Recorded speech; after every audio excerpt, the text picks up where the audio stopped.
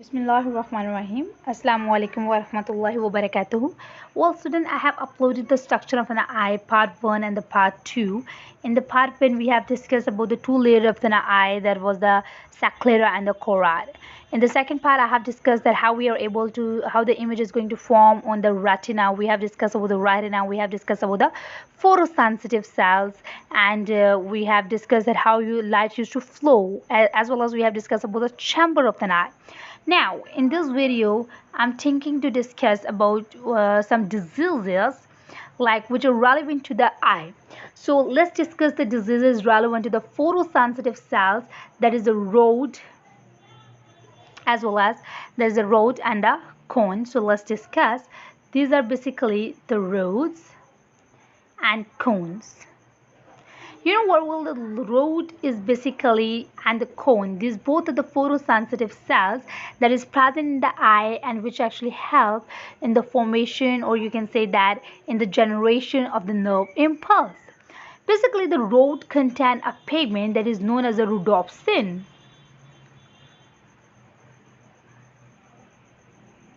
That is known as the rhodopsin. The rhodopsin is basically in the presence of the light. The rhodopsin used to break down, and when it used to break down, it used to form the nerve impulse. And this nerve impulse is basically helping in the generation of an image. So, what is happening, students? The rod contain a pigment named as a rhodopsin. In the presence of the light, this rhodopsin used to break down and generate the nerve impulse. You know what will the function of the rod? The rod actually help you to see the image in the night time, like after sunset.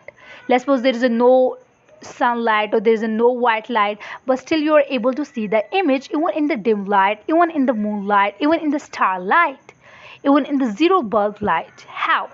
This is basically, students, due to the rods. The rods contain the rhodopsin pigment, and the breakdown of the rhodopsin with the help of the light will generate the nerve impulse.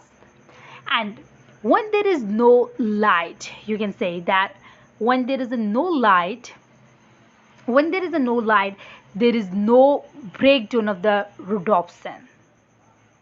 Or you can say that in the absence of the light, you can let me to write here absence. In the absence of the light, the rhodopsin used to join again, or it used to combine again and used to come in its original position, that is a rhodopsin. And the rod important function is that you are able to see the object even in the dim light. So any deficiency or any problem in the rhodopsin will make a person to see less, or you can say make a person blind during the night. So what is like here, student? Let me to explain you some more in more detail. The rod is basically helping you to see the object during the night, or you can say in the dim light or moonlight or starlight or after the sunset. So the rhodopsin contains a pigment that is the most important pigment which is actually helping in the generation of the nerve impulse. When the light used to fall on the rhodopsin used to break down and will generate the nerve impulse. But in the absence of sunlight, when there is a sunlight, or when in the absence of any light, the rhodopsin used to rejoin again. So the deficiency in the rhodopsin will result a disease named as a night blindness. So a night blindness means a person is unable to see during the night time.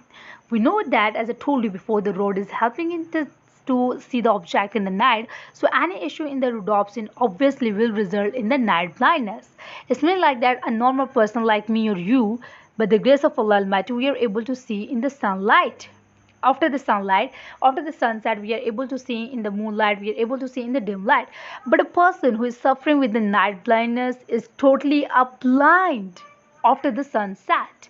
So this issue is basically due to the deficiency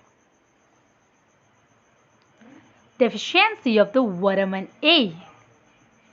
The vitamin A is basically helping in the synthesis of rhodopsin. If there is any deficiency in the vitamin A, then that will result in the deficiency of the rhodopsin, and which will result in the night blindness. So, a person who is suffering with the night blindness is highly recommended to take the maximum vitamin A, and the vitamin A is in the carrot. So that's why it is used to say the carrot is the best thing for the eyesight. So the next one is the corn. The corn cells basically contain a pigment, name is the iodopsin. The iodopsin basically contain the three major types of the pigment, which are basically controlling the major color red, you can say primary color red, blue and green. So the corn is basically containing a pigment named as iodopsin, and this iodopsin have further three pigments which are controlling the three primary color red, blue and the green. So any deficiency in any pigment will result in poor differentiation of the specific color. Let's suppose if the iodopsin controlling the red primary color is a poor or is defective, then a person is unable to differentiate the red color.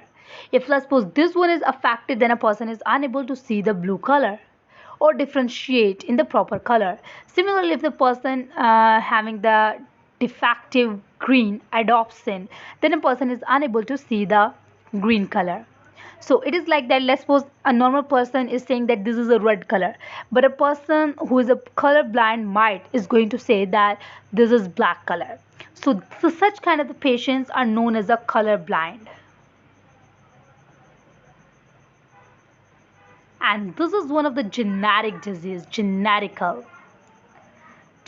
disease means that it is going to run from a parent to the offspring.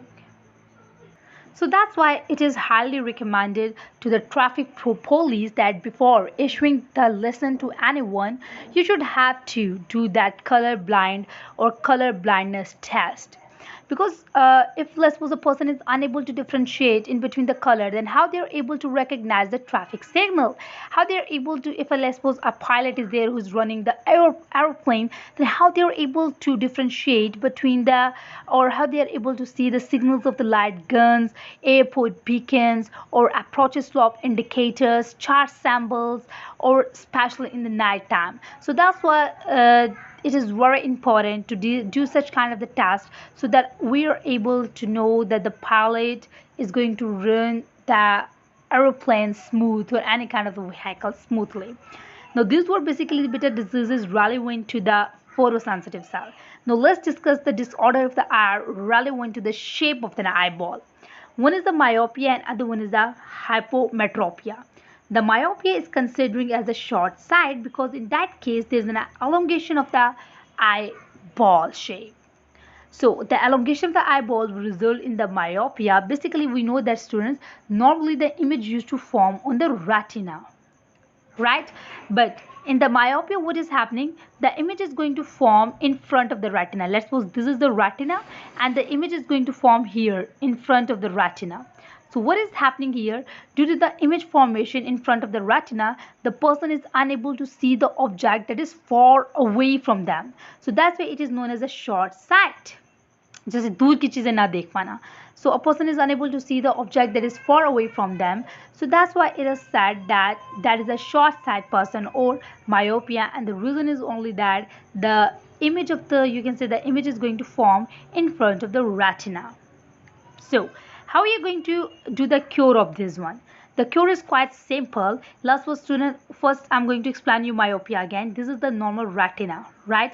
The image normally used to form on retina, but in myopia, due to the elongation of the eyeball, the image is going to form in front of the retina.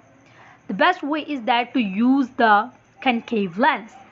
With the help of the concave lens, the image is going to reform or going to form on the retina.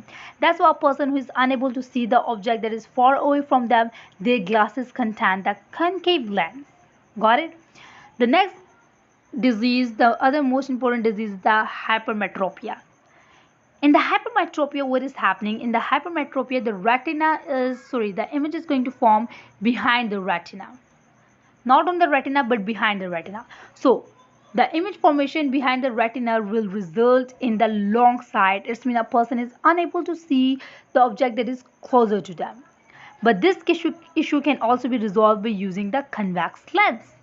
If a person is going to use the convex lens, yes, then it is very easy. A person can see the object that is closer to them.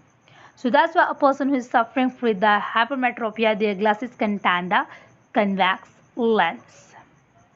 So these two were the major disease. Students, now let's discuss some contribution of the Muslim scientists.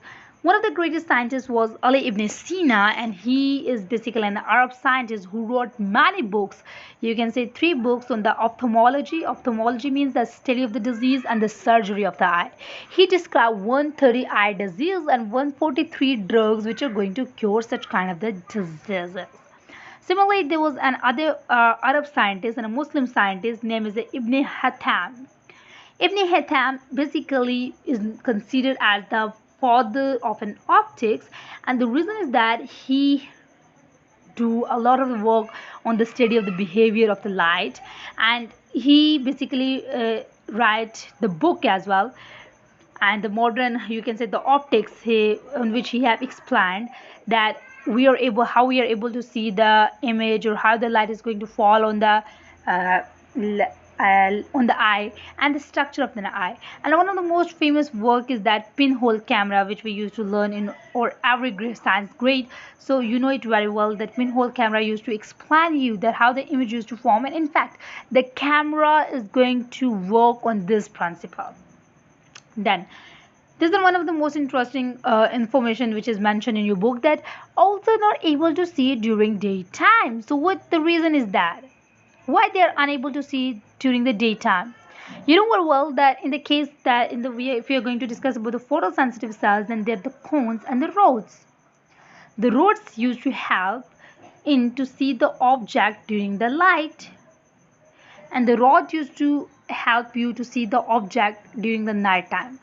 And if the owl is able to see during the night time, then it means that he contain more rod cells as compared to the cones.